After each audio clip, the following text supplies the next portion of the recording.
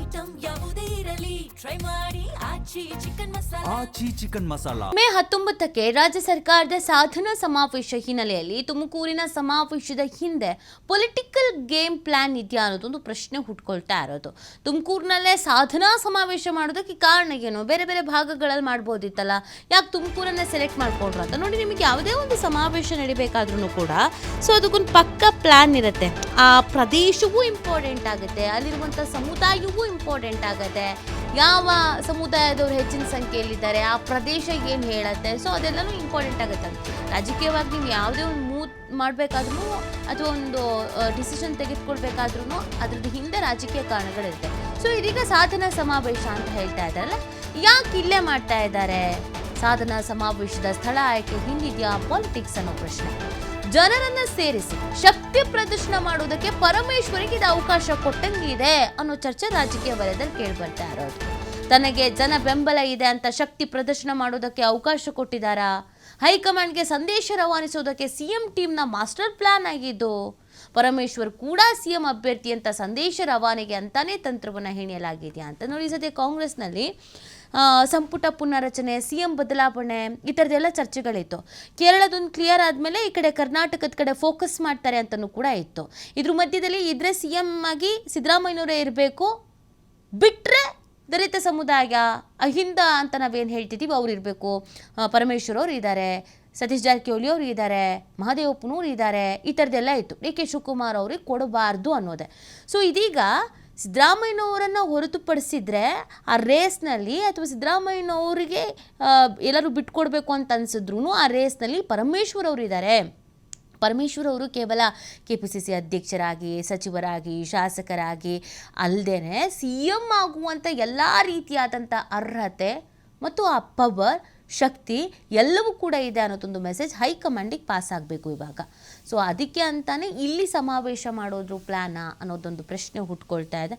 ಜನರನ್ನು ಸೇರಿಸೋದ್ರ ಮುಖಾಂತರವಾಗಿ ಇಲ್ಲಪ್ಪ ಪರಮೇಶ್ವರ್ ಅವರಿಗೆ ಸಿಕ್ಕಾಪಟ್ಟೆ ಫ್ಯಾನ್ ಬೇಸ್ ಇದೆ, ಅವ್ರನ್ನಂತೂ ನಾವು ಎದುರು ಹಾಕೊಳ್ಳೋಕ್ಕಾಗಲ್ಲ, ಅವ್ರನ್ನ ನಾವು ಕಡೆಗಣಿಸೋದಕ್ಕಾಗಲ್ಲ, ನಿರ್ಲಕ್ಷಿಸೋದಕ್ಕಾಗಲ್ಲ, ವರ್ಚಸ್ಸಿದೆ, ಚಾಮ್ ಇದೆ ಅನ್ನೋದೊಂದು ಮೆಸೇಜ್ ಪಾಸ್ ಆಗಬೇಕು. ಅದಕ್ಕೆ ಅಂತಾನೆ ಸಿಎಂ ಕಡೆಯವರೇ ಮಾಡಿರುವಂಥ ತಂತ್ರಗಾರಿಕೆ ಇದು. ತುಮಕೂರನ್ನು ಸಮಾವೇಶದ ಪ್ಲೇಸ್ ಆಗಿ ಆಯ್ಕೆ ಮಾಡ್ಕೊಳ್ಳೋದ್ರ ಹಿಂದೆ ಪೊಲಿಟಿಕಲ್ ಗೇಮ್ ಇದೆ ಅನ್ನೋದೊಂದು ಚರ್ಚೆ ರಾಜಕೀಯ ವಲಯದಲ್ಲಿ ಜೋರಾಗಿ ಕೇಳಿ ಬರ್ತಾ ಇದೆ. ಗೊತ್ತಿಲ್ಲ ಇದ್ರ ಹಿಂದಿನ ನಿಜವಾದ ಲೆಕ್ಕಾಚಾರ ಏನು. ಹೌದಾ, ಈ ಥರದೊಂದು ಪ್ಲ್ಯಾನನ್ನು ಪರಮೇಶ್ವರನ್ ಟೀಮ್, ಸಿಎಂ ಆಪ್ತರು ಮಾಡ್ಕೊಂಡಿದ್ದಾರಾ? ಹೈಕಮಾಂಡ್ ಮನವೊಲಿಸೋದಕ್ಕೆ, ಹೈಕಮಾಂಡ್ ಗಮನಕ್ಕೆ ತರೋದಕ್ಕೆ, ಡಿ ಕೆ ಶಿವಕುಮಾರ್ ಅವರ ಹಾದಿ ಸುಲಭ ಆಗದೇ ಇರೋದಕ್ಕೆ, ಡಿ ಕೆ ಶಿವಕುಮಾರ್ ಅವರಿಗೆ ಸವಾಲಾಗೋದಕ್ಕೆ ಅಂತಲೇ ಈ ಥರದೊಂದು ಪ್ಲ್ಯಾನ್ ಆಗಿದೆಯಾ ಅನ್ನೋದೊಂದು ಪ್ರಶ್ನೆ ಇದೆ.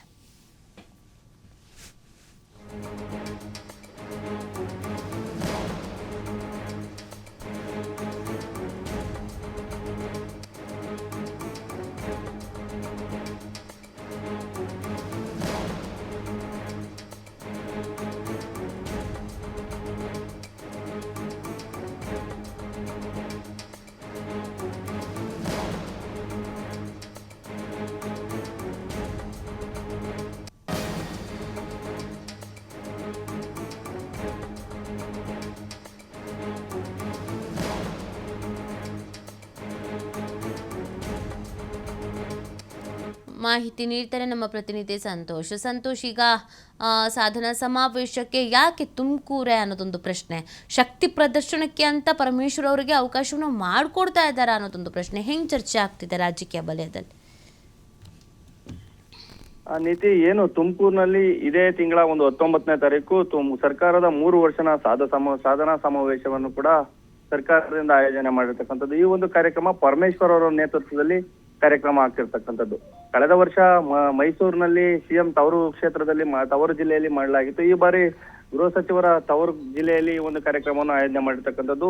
ರಾಜಕೀಯ ವಲಯದಲ್ಲಿ ಸಾಕಷ್ಟು ರೀತಿಯ ಒಂದು ಚರ್ಚೆಯನ್ನು ಕೂಡ ಹುಟ್ಟಾಕಿರ್ತಕ್ಕಂಥದ್ದು. ಅಂದ್ರೆ ಸಿಎಂ ಬದಲಾವಣೆ ಆದಂತ ಸಂದರ್ಭದಲ್ಲಿ ದಲಿತರಿಗೆ ಒಂದು ಸ್ಥಾನಮಾನವನ್ನು ಕೊಡಬೇಕು ಅಂತ ಸಾಕಷ್ಟು ಅಹಿಂದ ನಾಯಕರುಗಳು ಕೂಡ ಈಗ ಒತ್ತಾಯವನ್ನು ಕೂಡ ಮಾಡಿರ್ತಕ್ಕಂಥದ್ದು. ಇದರ ಒಂದು ಬೆಳವಣಿಗೆ ಇದಕ್ಕೆ ಈ ಒಂದು ಕಾರ್ಯಕ್ರಮಕ್ಕೆ ಪುಷ್ಟಿ ಕೊಡ್ತಿದ್ಯಾ ಅನ್ನೋ ಒಂದಷ್ಟು ಚರ್ಚೆಗಳು ರಾಜಕೀಯ ವಲಯದಲ್ಲಿ ಆಗ್ತಿರ್ತಕ್ಕಂಥದ್ದು. ಈಗಾಗಲೇ ಕೂಡ ಸಾಕಷ್ಟು ರೀತಿಯ ಒಂದು ಚರ್ಚೆಗಳು ಕೂಡ ತುಮಕೂರಿನಲ್ಲಿ ಮುನ್ನೆಲೆಗೆ ಬಂದಿರತಕ್ಕಂಥದ್ದು. ಅಂದ್ರೆ ಒಂದು ಹೈಕಮಾಂಡ್ಗೆ ಒಂದು ಸಂದೇಶವನ್ನ ರವಾನೆ ಮಾಡ್ಲಿಕ್ಕೆ ಸಿದ್ದರಾಮಯ್ಯ ಬಣವೇ ಕೂಡ ಮುಂದಾಯ್ತಾ ಅನ್ನುವಂಥದ್ದು. ಎಲ್ಲೋ ಒಂದು ಕಡೆ ಡಿ ಕೆ ಶಿವಕುಮಾರ್ ಬಣಕ್ಕೆ ಟಕ್ಕರ್ ಕೊಡಕ್ಕೆ ಈ ಒಂದು ರೀತಿಯ ಒಂದು ಕಾರ್ಯಕ್ರಮವನ್ನ ತುಮಕೂರಿನಲ್ಲೇ ಆಯೋಜನೆ ಮಾಡಿಸಿ ಸುಮಾರು 2 ಲಕ್ಷಕ್ಕೂ ಹೆಚ್ಚು ಜನರನ್ನ ಸೇರಿಸಿ ಪರಮೇಶ್ವರ್ಗೂ ಕೂಡ ಜನ ಬೆಂಬಲವಿದೆ, ಜೊತೆಗೆ ಶಾಸಕರ ಬೆಂಬಲವಿದೆ ಅನ್ನೋ ಒಂದು ಸೂಚನೆ ಕೊಡುವ ಒಂದು ನಿಟ್ಟಿನಲ್ಲಿ ಈ ಒಂದು ಕಾರ್ಯಕ್ರಮವನ್ನು ಆಯೋಜನೆ ಮಾಡಿದಾರೆ ಅನ್ನೋ ಒಂದು ಪ್ರಶ್ನೆಗಳು ರಾಜಕೀಯ ವಲಯದಲ್ಲಿ ಚರ್ಚೆ ಆಗ್ತಾ ಇರ್ತಕ್ಕಂಥದ್ದು. ಈಗಾಗಲೇ ಕೂಡ ಈ ಹಿಂದೆಯೂ ಕೂಡ ಹಲವು ಬಾರಿ ಮುಖ್ಯಮಂತ್ರಿ ಬದಲಾವಣೆ ಆದ್ರೆ ದಲಿತರಿಗೆ ಅವಕಾಶವನ್ನ ಕೊಡಬೇಕು ಅಂತ ಮಾಜಿ ಸಚಿವ ಕೆ ಎನ್ ರಾಜಣ್ಣ ಕೂಡ ಸಾಕಷ್ಟು ಬಾರಿ ಪ್ರಸ್ತಾಪವನ್ನು ಕೂಡ ಮಾಡಿರ್ತಕ್ಕಂಥದ್ದು. ಅಂದ್ರೆ ಹಿಂದೆ ಕೆಪಿಸಿಸಿ ಅಧ್ಯಕ್ಷ ರೂಢಿಯಲ್ಲಿರ್ತಕ್ಕಂಥದ್ದು. ಕೆಪಿಸಿಸಿ ಅಧ್ಯಕ್ಷ ಆದಂತ ಸಂದರ್ಭದಲ್ಲಿ ಅವರು ಸಹಜವಾಗಿ ಸಿಎಂ ಸ್ಥಾನವನ್ನ ಪಡೆಯುವಂಥದ್ದು. 2013ರಲ್ಲಿ ಈಗಾಗಲೇ ಕೂಡ ಪರಮೇಶ್ವರ್ ಅವರು ಆ ಒಂದು ಸ್ಥಾನದಿಂದ ವಂಚಿತರಾಗಿರ್ತಕ್ಕಂಥದ್ದು. ಅದನ್ನ ಫುಲ್ಫಿಲ್ಮೆಂಟ್ ಮಾಡೋ ಕೆಲಸ ನಡೆಯುತ್ತಾ ಅಕಸ್ಮಾತ್ ಏನಾದ್ರೂ ಕುರ್ಚಿ ಬದಲಾವಣೆ ಆದಂತ ಸಂದರ್ಭದಲ್ಲಿ ಅನ್ನುವಂಥದ್ದು ಸಾಕಷ್ಟು ಚರ್ಚೆಗೆ ಕೂಡ ಗ್ರಾಸವಾಗಿರ್ತಕ್ಕಂಥದ್ದು. ಈಗಾಗಲೇ ಕೂಡ ಕಳೆದ 15 ದಿನಗಳ ಹಿಂದೆ ಅಷ್ಟೇ ಕೂಡ ಏನು ಬೆಂಗಳೂರಿನ ಖಾಸಗಿ ಅಪಾರ್ಟ್ಮೆಂಟ್ ಅಲ್ಲಿ ನಡೆದಂತ ಒಂದು ಸಭೆಯಲ್ಲಿ ಖುದ್ದು ಸಚಿವರು ಮತ್ತೆ ಶಾಸಕರುಗಳು ತೀರ್ಮಾನ ಮಾಡುವಂತ ಒಂದು ನಿಟ್ಟಿನಲ್ಲಿ TV5ಗೆ ಲಭ್ಯವಾಗಿರುವಂತ ಮಾಹಿತಿ ಪ್ರಕಾರವಾಗಿ ಸಹಜವಾಗಿ ಬದಲಾವಣೆ ಆಗುವಂತ ಸನ್ನಿವೇಶ ಇಲ್ಲ. ಬದಲಾವಣೆ ಆದಂತ ಸಂದರ್ಭದಲ್ಲಿ ಮೊದಲನೇ ಪ್ರಿಫರೆನ್ಸ್ ಅನ್ನ ಡಾಕ್ಟರ್ ಜಿ ಪರಮೇಶ್ವರ್ ಅವರಿಗೆ ಕೊಡಬೇಕು ಅನ್ನೋ ವಿಚಾರವನ್ನ ಚರ್ಚೆ ಮಾಡಿದ್ದಾರೆ ಅನ್ನುವಂಥದ್ದು ಈಗ TV5ಗೆ ಲಭ್ಯವಾಗಿರ್ತಕ್ಕಂಥದ್ದು. ಈಗಾಗಲೇ ಈ ಒಂದು ವಿಚಾರವಾಗಿ ಹೈಕಮಾಂಡ್ ಅಕಸ್ಮಾತ್ ಏನು ಸಮಾವೇಶದ ನಂತರ ಏನಾದ್ರೂ ಕರೆದಿ ಪುನರ್ರಚನೆ ಅಥವಾ ಬದಲಾವಣೆಯನ್ನ ಚರ್ಚೆ ಬಂದ್ರೆ ಮೊದಲನೇ ಪ್ರಿಫರೆನ್ಸ್ ಅನ್ನ ಪರಮೇಶ್ವರ್ಗೆ ಕೊಡಬೇಕು ಅಂತ ಹೇಳಿ ಮಾತುಕತೆ ನಡೆಸಿದ್ದಾರೆ ಅನ್ನೋ ಒಂದು ಚರ್ಚೆ ಈಗ TV5ಗೆ ಲಭ್ಯವಾಗಿರ್ತಕ್ಕಂಥದ್ದು. ಒಟ್ಟಾರೆಯಾಗಿ ಈ ಒಂದು ಕಾರ್ಯಕ್ರಮವನ್ನ ಯಶಸ್ವಿ ಮಾಡಿ ಯಾವುದೇ ವಿಚಾರದಲ್ಲೂ ಕೂಡ ಪರಮೇಶ್ವರ್ ಅವರು ಕಮ್ಮಿ ಇಲ್ಲ, ಪರಮೇಶ್ವರ್ ಅವರು ಕೂಡ ಸಂಖ್ಯೆ ಬಲ ಇದೆ ಅನ್ನೋ ಒಂದು ಮೆಸೇಜ್ ಅನ್ನ ಹೈಕಮಾಂಡ್ಗೆ ಮತ್ತೆ ಹೈಕಮಾಂಡ್ಗೆ ಸಂದೇಶವನ್ನ ರವಾನೆ ಮಾಡೋದ್ರ ಜೊತೆಗೆ ಏನು ಡಿ ಕೆ ಶಿವಕುಮಾರ್ ಬಣಕ್ಕೆ ಟಕ್ಕರ್ ಕೊಡೋದು ಈಗಾಗಲೇ ಕೂಡ ಎಲ್ಲಾ ರೀತಿಯ ಒಂದು ಸಿದ್ಧತೆಯನ್ನು ಕೂಡ ತುಮಕೂರಿನಲ್ಲಿ ಮಾಡ್ಕೊಂಡಿರ್ತಕ್ಕಂಥದ್ದು ನೀತಿ. ಓಕೆ, ಥ್ಯಾಂಕ್ ಯು ಸಂತೋಷ್ ತಮ್ಮ ಡೀಟೇಲ್ಸ್ಗೆ.